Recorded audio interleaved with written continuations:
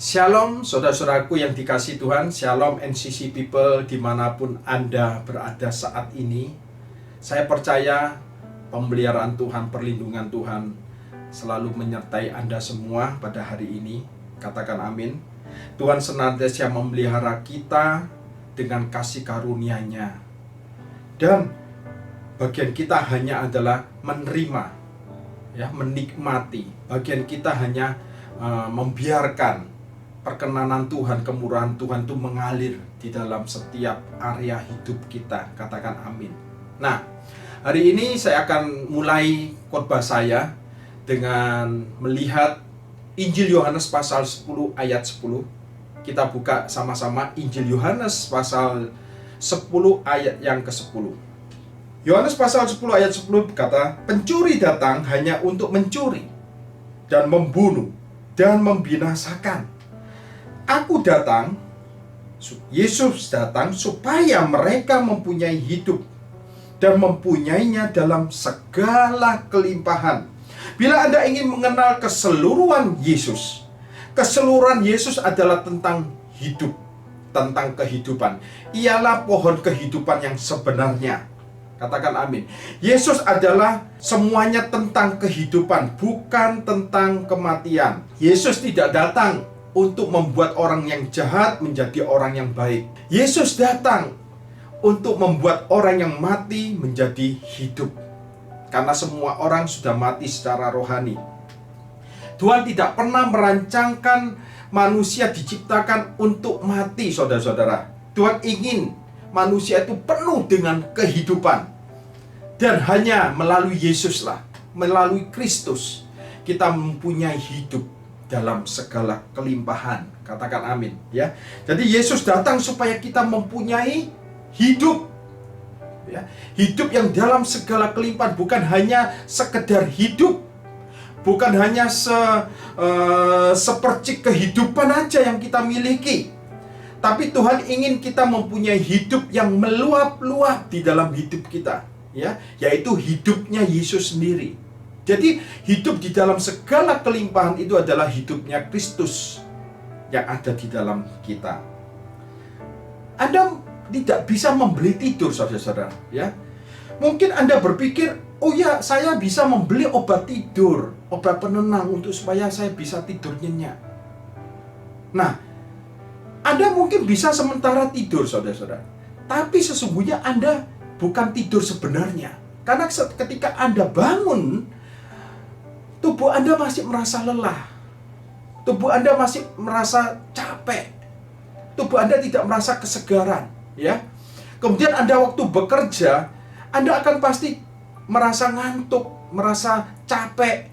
Kemudian Anda malam mengkonsumsi obat tidur lagi mungkin, ya kan, untuk supaya Anda bisa menikmati tidur, ya kan. Padahal itu sebenarnya bukan tidur, ya kan.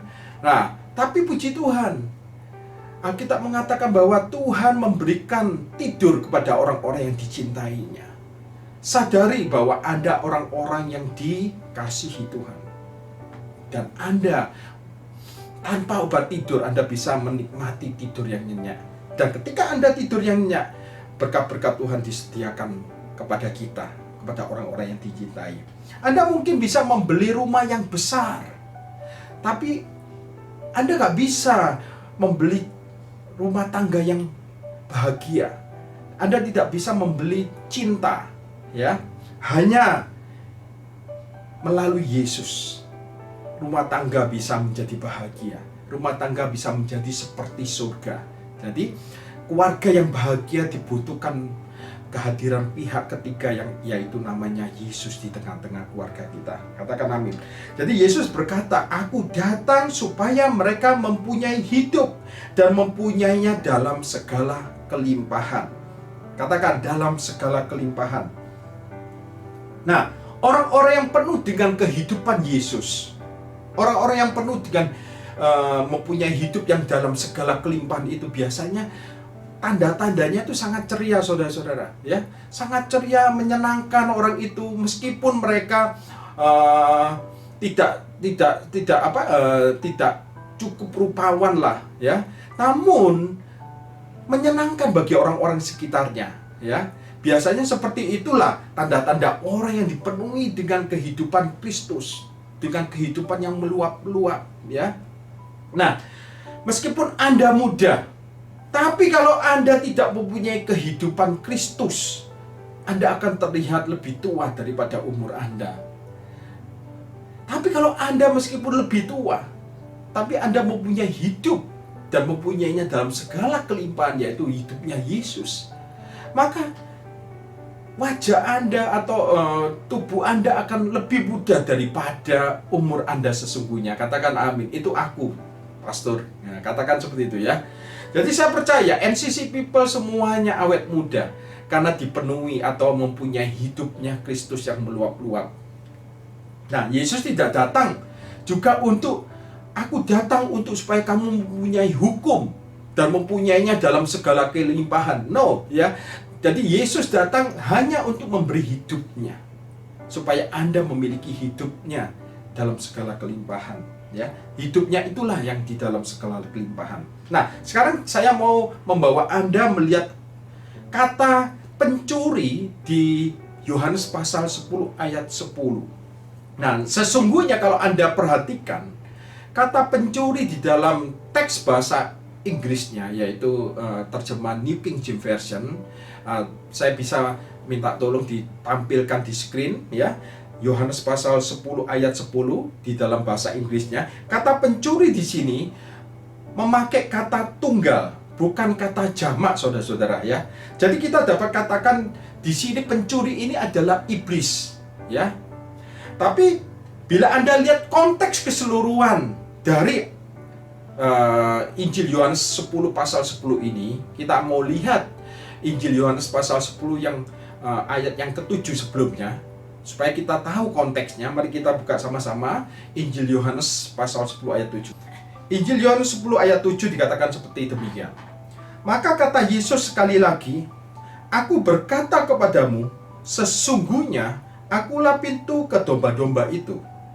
Ayat 8, semua orang yang datang sebelum aku adalah pencuri dan perampok, dan domba-domba itu tidak mendengarkan mereka. Perhatikan di dalam terjemahan bahasa Inggris New King James Version juga, semua orang yang datang sebelum aku, ya, dikatakan adalah pencuri-pencuri. Ya, di sini adalah memakai kata jamak, ya, bukan tunggal yang seperti di Yohanes 10 ayat 10 tadi, ya. Pencuri-pencuri, thieves, ya, jamak. Dan perampok-perampok, robbers, ya kan, jamak, pakai jamak. Dan domba-domba itu tidak mendengarkan mereka. Nah, menarik sekali buat kita cari tahu siapa semua orang yang datang sebelum Yesus. Dan Yesus sendiri mengatakan mereka adalah pencuri-pencuri dan perampok-perampok, ya. Siapakah yang datang sebelum Yesus? Nah, Yesus mengalamatkan mereka pencuri-pencuri dan perampok-perampok itu, yaitu orang-orang Farisi, pemimpin-pemimpin agama pada waktu itu, imam besar mereka, dan orang-orang yang menguasai sinagog-sinagog saat itu, saudara-saudara. Mengapa? Karena mereka pada waktu itu mengajar orang-orang dengan pesan yang berisi tuduhan, yang menuduh, yang mendakwa, yang menghakimi, yang menghukum, yang mendiskualifikasikan Anda, ya. Jadi selalu menunjuk kesalahan-kesalahan Anda, selalu menunjuk bahwa Anda tidak layak. Ya, mereka selalu memberitahukan, mengapa Anda tidak dapat melayani di rumah Tuhan? Karena dosa Anda. Ya. Mengapa Tuhan tidak menjawab doa-doa Anda? Karena dosa Anda. Gitu, ya. Mengapa Anda tidak menerima mujizat? Tuhan tidak melakukan mujizat di dalam hidup Anda. Itu karena dosa Anda. Selalu mereka menunjuk kepada dosa mereka, ya. Mengapa Anda tidak bisa mengharapkan hal-hal yang baik terjadi di masa depan Anda? Itu ya karena dosa Anda, ya. Jadi bila Anda duduk di bawah pengajaran yang seperti demikian, maka nasihat saya, cepat keluar dari situ, ya. Cepat keluar, ya. Masuk di New Covenant Church, katakan amin, ya. Dan Anda kalau ada di New Covenant Church pada hari ini adalah pilihan yang tepat. Karena di sini, di gereja ini saya tahu persis bahwa pesan-pesannya adalah tentang kabar baik, Ya, tidak ada kabar buruk di dalam pesan-pesan di New Covenant Church. Katakan amin. Daripada Anda ada di bawah pengajaran yang menuduh Anda, mendakwa Anda, yang menghakimi Anda, lebih baik Anda di rumah saja, ya. Daripada duduk di bawah pelayanan seperti demikian, ya, selalu menuduh, selalu menuding-nuding kesalahan Anda, ya. Dan lebih-lebih kalau misalnya anak-anak Anda ada di sekolah minggu yang memberitakan tentang pohon pengetahuan yang baik dan yang jahat, ya, memberitakan tentang manusia yang lama, bukan alih-alih bukan memberikan makanan kepada manusia yang baru, tapi selalu memberikan pesan-pesan pengetahuan yang baik dan yang jahat, bukan memberitakan pohon kehidupan, ya. Jadi hati-hati dengan pesan-pesan yang Anda dengar. Nah, begitulah cara iblis sampai hari ini, selalu menuduh, selalu menuding-nuding, ya, bukannya memberi makanan di dalam roh perjanjian baru, tapi memberi makan di dalam roh perjanjian lama, ya. Nah, Yesus berkata di Yohanes pasal 10 ayat 8, semua orang yang datang, ya, semua orang yang datang sebelum aku adalah pencuri-pencuri dan perampok-perampok, ya. Jadi jelas yang dimaksud di sini adalah pemimpin agama saat itu.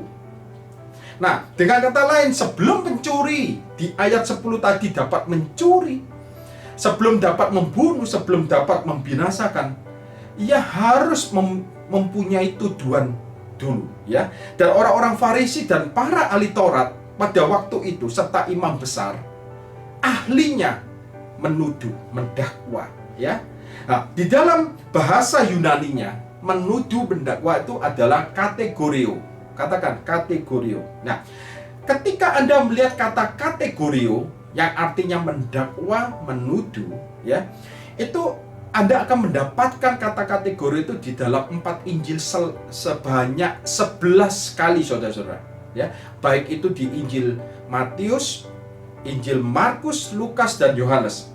Nah, kata kategorio ini muncul sebanyak 11 kali, saudara. Kata mendakwa atau kategorio ini muncul 2 kali di dalam Yohanes pasal 5 ayat 45. Kita mau lihat Yohanes pasal 5 ayat 45. Yohanes pasal 5 ayat 45 dikatakan seperti demikian.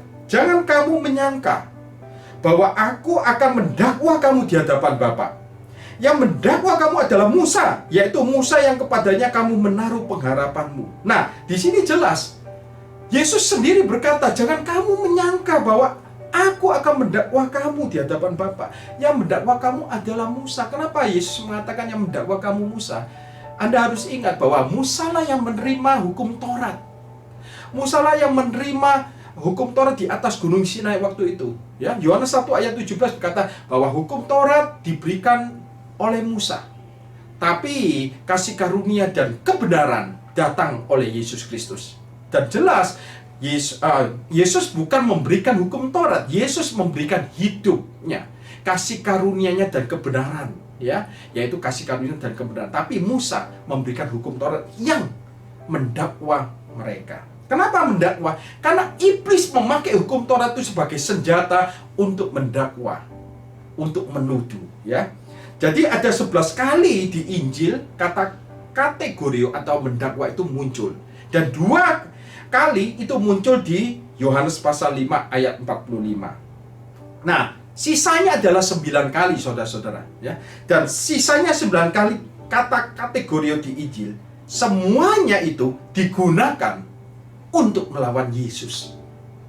Sangat menarik di sini, ya. Jadi semua yang 9 kali sisanya itu digunakan oleh siapa? Oleh imam besar, oleh orang-orang Farisi, ya, dan oleh para rabi waktu itu untuk melawan Tuhan kita Yesus Kristus. Ya. Berarti kita harus betul-betul waspada. Kita harus betul-betul hati-hati dengan mendengarkan firman Tuhan, ya, atau membaca sebuah buku. Anda kalau membaca sebuah buku dan isinya pendakwaan, cepat tutup, ya kan?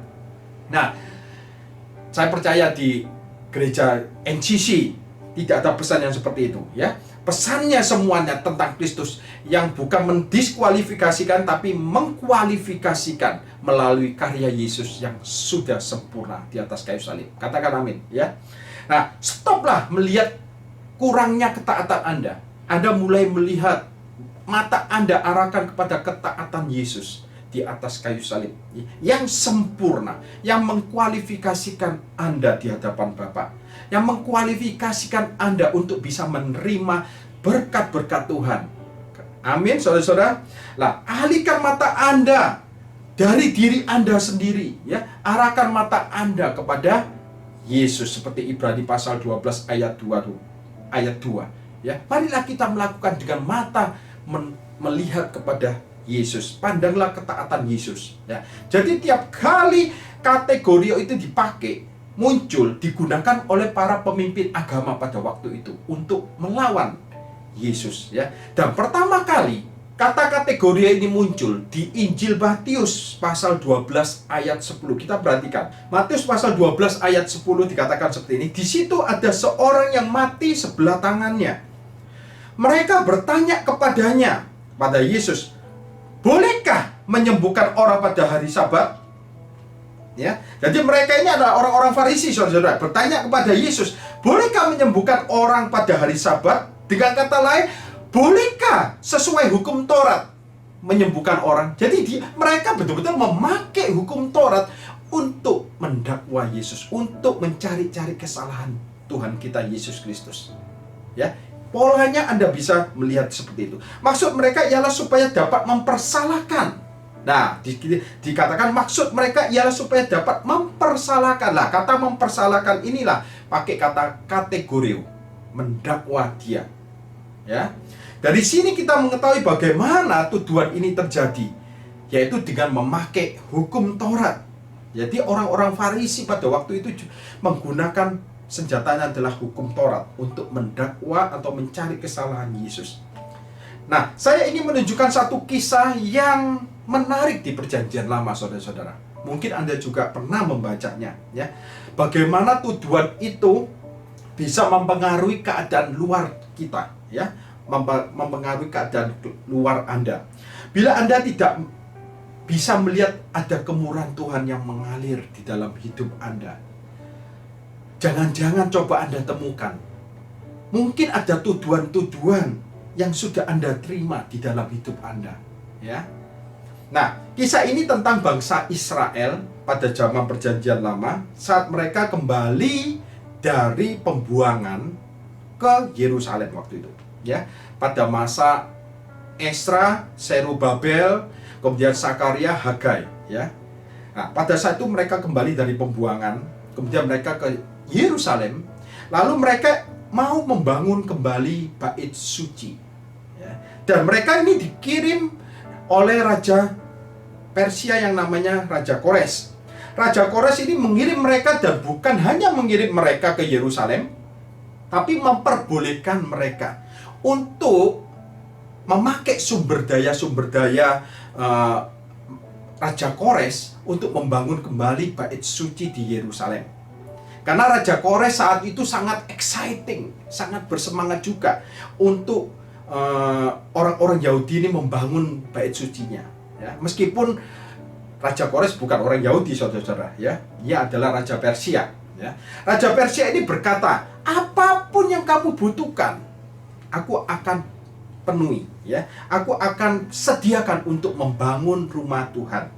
Nah, jadi ya kirim beberapa orang untuk membangun rumah Tuhan di Yerusalem waktu itu. Nah, kemudian sesuatu terjadi, saudara-saudara, ya. Sesuatu terjadi, ada musuh-musuh orang Yahudi, sama seperti sampai hari ini, ya. Musuh-musuh orang Yahudi itu tidak senang mereka kembali ke Yerusalem dan membangun bait suci. Dan itu sampai sekarang Anda bisa melihatnya, ya. Bagi kita gereja Tuhan, ya, ada hal-hal yang Tuhan ingin bangun di dalam hidup kita. Mungkin karir kita, ya, mungkin keluarga kita, mungkin hubungan kita. Tetapi akhirnya Anda tidak bisa menemukan perkenanan Tuhan. Iblis atau musuh menghalang-halangi kemurahan Tuhan untuk supaya Anda bisa berhasil membangun itu semua, karena dia tahu bahwa Anda sedang membangun untuk kemuliaan Tuhan. Nah, dan hari ini akan Anda temukan alasannya. Nah, kembali ke kisah tadi. Ke kisah tadi kita lihat saat mereka mulai membangun bait suci, mereka mulai meletakkan fondasi bangunan pada saat itu. Kita buka di Esra pasal 4 ayat 1. Ketika lawan orang Yehuda dan Benyamin mendengar bahwa orang-orang yang pulang dari pembuangan itu sedang membangun bait suci bagi Tuhan Elohim Israel. Kemudian ayat kedua kita baca, maka mereka mendekati Zerubabel. Zerubabel adalah pemimpin bangsa Yahudi saat itu, serta para kepala kaum keluarga, dan berkata kepada mereka, biarlah kami turut membangun bersama-sama dengan kamu, karena kami pun berbakti kepada Elohimmu sama seperti kamu. Lagi pula kami selalu mempersembahkan korban kepadanya sejak zaman Esarhadon, Raja Asyur, yang memindahkan kami kemari. Jadi mereka ini berbohong, saudara-saudara. Anda lihat ayat ketiga, tetapi Zerubabel, Yosua, waktu itu adalah imam besar saat itu, Yosua, dan para kepala kaum keluarga orang Israel yang lain berkata kepada mereka, bukanlah urusan kita bersama, sehingga kamu dan kami membangun rumah bagi Elohim kami, karena kami sendirilah yang hendak membangun bagi Tuhan Elohim Israel, seperti yang diperintahkan kepada kami oleh Kores, raja negeri Persia. Ayat keempat, maka penduduk negeri itu melemahkan semangat orang-orang Yehuda dan membuat mereka ketakutan membangun, ya, dan membuat mereka takut membangun. Musuh akan melemahkan semangat kita, semangat Anda untuk tidak membangun keluarga Anda, membangun karir Anda, apapun yang Anda kerjakan untuk kemuliaan Tuhan, ya. Hal pertama yang musuh lakukan adalah melemahkan mereka. Kemudian ayat kelima, bahkan selama zaman Kores, raja Persia, sampai zaman pemerintahan Darius, raja negeri Persia, mereka menyogok para penasihat untuk melawan orang-orang Yehuda itu dan menggagalkan rancangan mereka. Ayat ke-6, pada zaman pemerintahan Ahasweros, pada permulaan pemerintahannya, mereka menulis surat tuduhan terhadap orang-orang yang telah menetap di Yehuda dan di Yerusalem. Anda perhatikan, ya, mereka menulis surat apa? Menulis surat tuduhan. Inilah cara musuh, saudara-saudara, ya.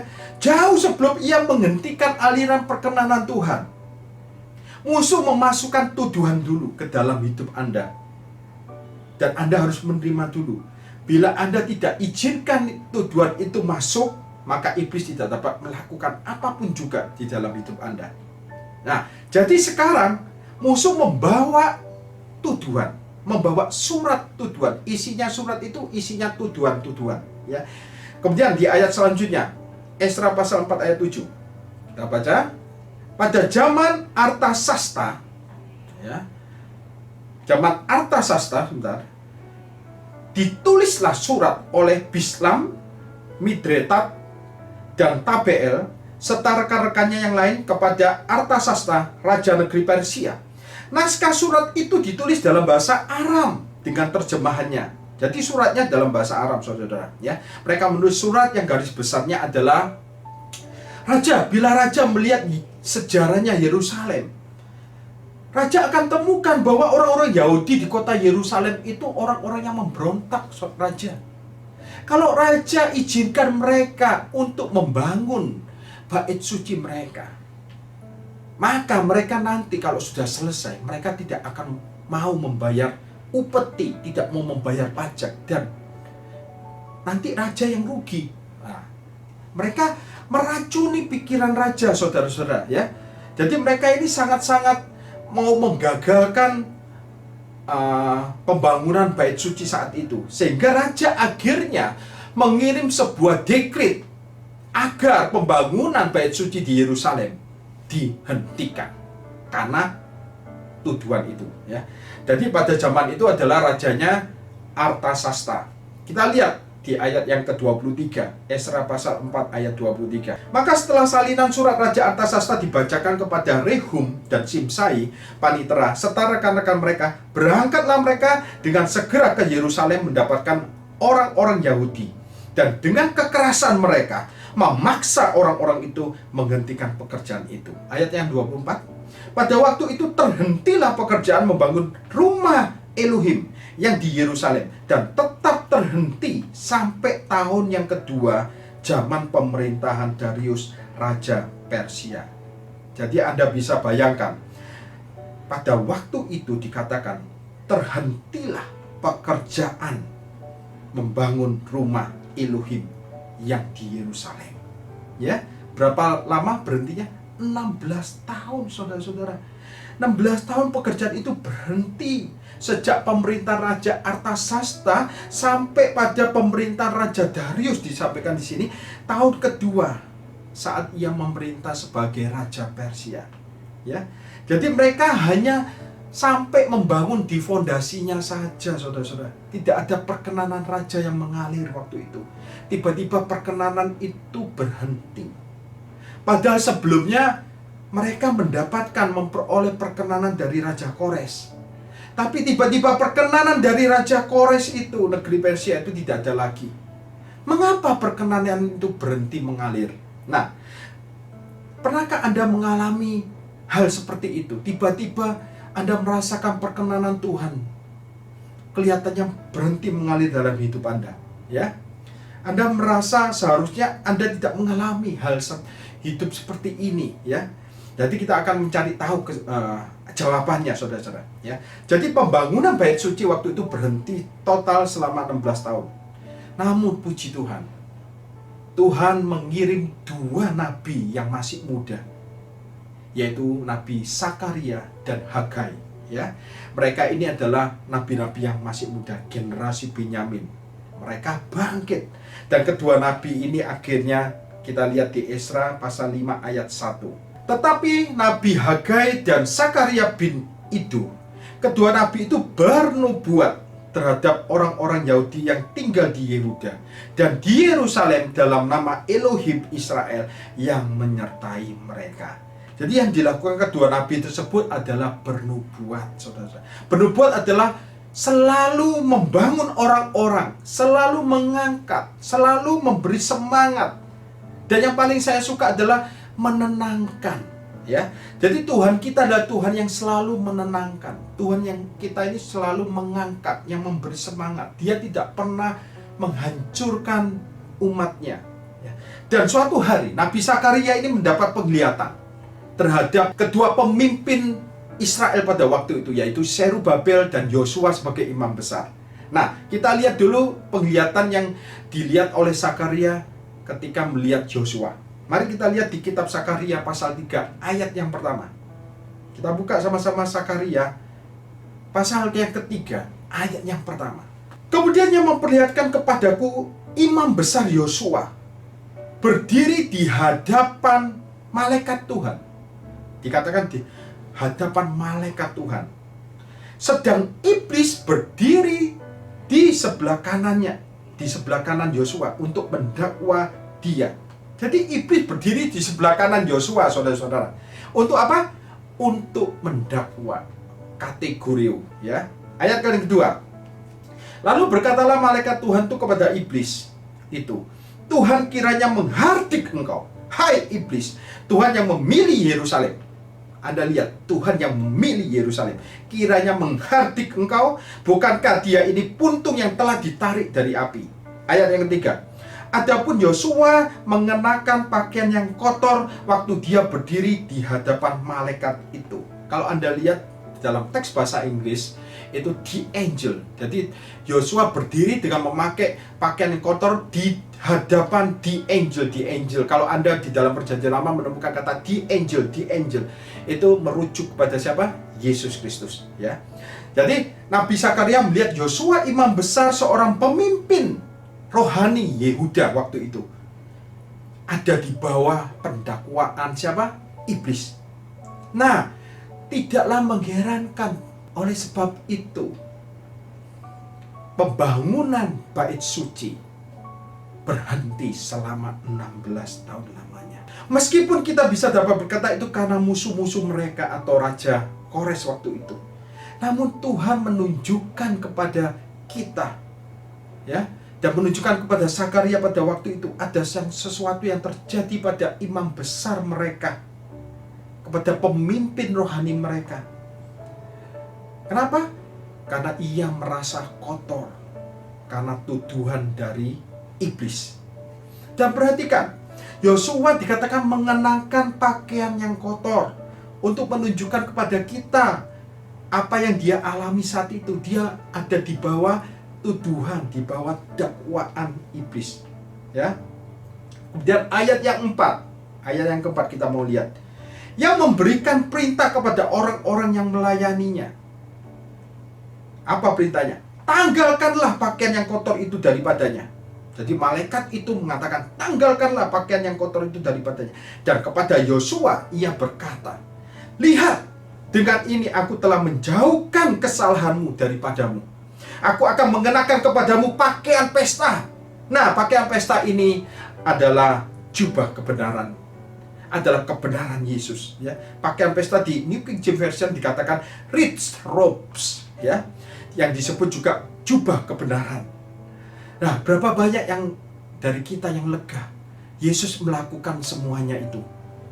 Dan kepada Yosua ia berkata, lihat, dengan ini aku telah menjauhkan kesalahanmu daripadamu. Aku akan mengenakan kepadamu pakaian pesta. Haleluya.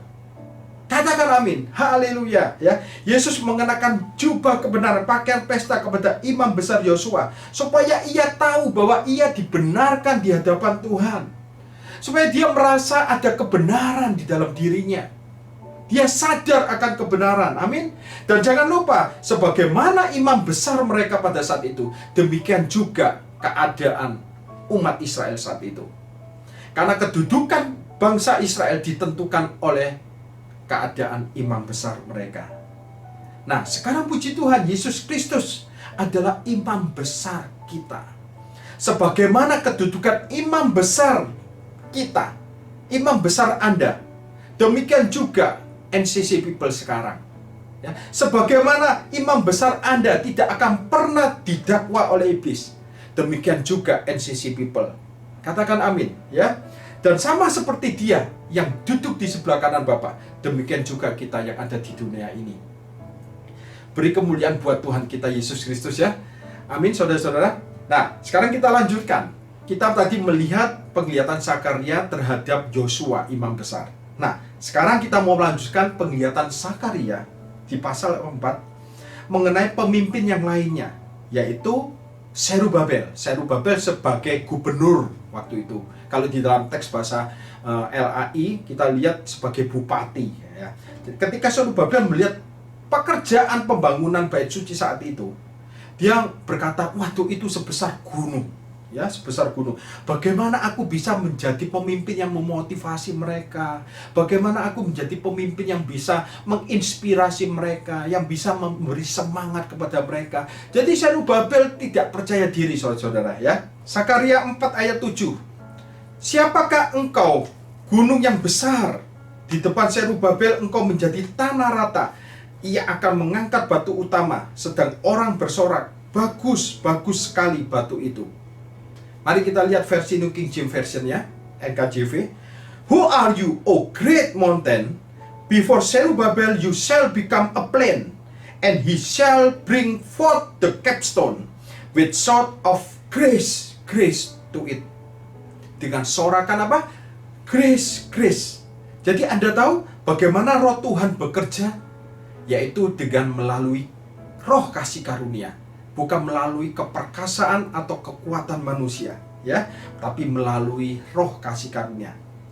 Mungkin sekalipun Anda ada yang menerima vonis dari dokter tentang penyakit Anda seperti gunung yang besar, atau Anda sedang mengalami hal persoalan tentang pekerjaan Anda dan Anda melihat seperti gunung yang besar, ya. Anda melihat keadaan anak-anak Anda juga seperti gunung yang besar. Anda harus mengatakan kepada gunung yang besar itu, saudara, siapakah engkau gunung yang besar? Ya, engkau akan menjadi tanah yang rata.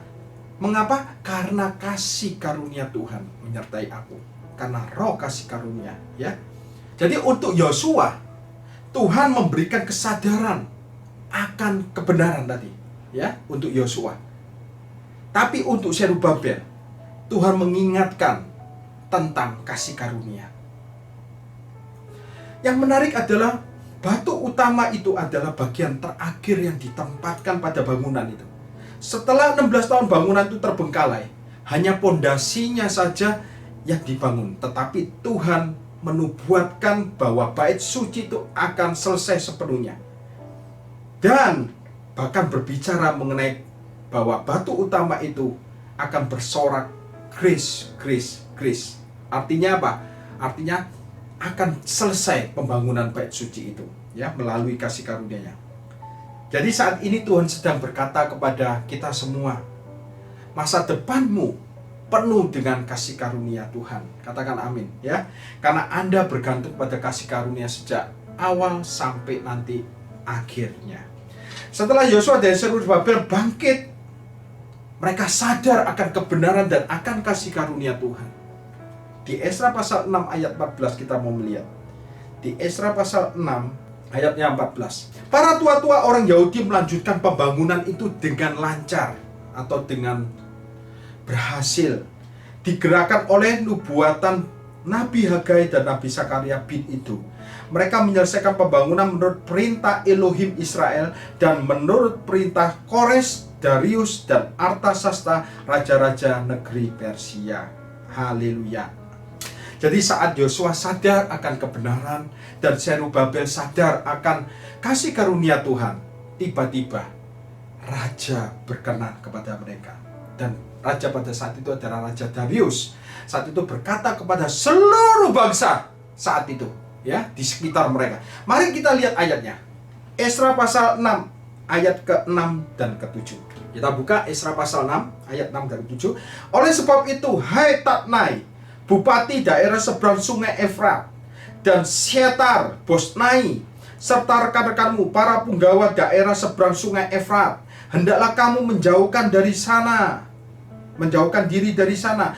Biarkanlah pekerjaan membangun rumah Elohim itu. Bupati dan para tua-tua orang Yahudi boleh membangun rumah Elohim itu di tempatnya yang semula. Jadi di saat para pemimpin Israel bangkit, tiba-tiba saja perkenanan itu terjadi, saudara-saudara. Salah satu dari pemimpin mereka mulai menulis surat, ya, menulis surat kepada raja. Isinya kurang lebih seperti ini. Lihatlah kepada sejarah bahwa raja sebelumnya, yaitu Raja Kores, pernah memerintahkan kepada kami untuk membangun rumah Tuhan ini. Selama 16 tahun mereka tidak ada yang berani menulis surat ini kepada raja. Tidak ada yang berani membuka suara mereka. Ya, Anda tahu mengapa mereka tidak berani atau melakukan itu? Karena pada waktu itu mereka mempunyai mentalitas pendakwaan. Iblislah yang menaruh roh intimidasi, ya, di dalam gereja Tuhan saat ini juga. Sebab itu iblis selalu menghalangi dan mengintimidasi gereja Tuhan supaya tidak memberitakan khotbah mengenai kebenaran yang membebaskan. Dan kebenaran yang membebaskan itu bukan hukum Taurat, tapi kasih karunia Tuhan. Ya, tapi hari ini terlambat. Iblis terlambat.